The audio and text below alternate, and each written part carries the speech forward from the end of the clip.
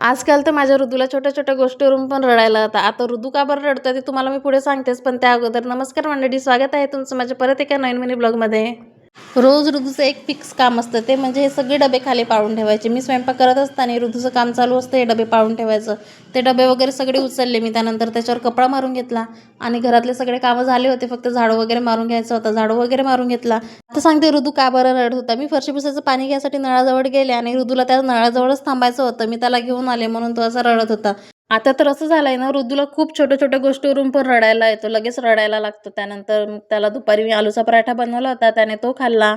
मग ऋतू इथं खेळत होता छान म्हणून मग मी पण म्हटलं जे काही माझे छोटे-मोठे कामं बाकी आहेत ते पण करून घ्यावं आणि रोज असंच ऋतूच्या मागे-पुढे करत माझे कामं करत कधी सकाळची दुपार आणि दुपारची संध्याकाळ होऊन जाते समजतच नाही. चला असो, इथे संध्याकाळचा टाईम झाला होता. मी पण मस्त अशी दिवाबत्ती वगैरे करून घेतली आणि ऋतूला थोड्या वेळासाठी बाहेर फिरायला घेऊन गेले होते. त्याला पण बाहेर काढलं की बरं वाटतं.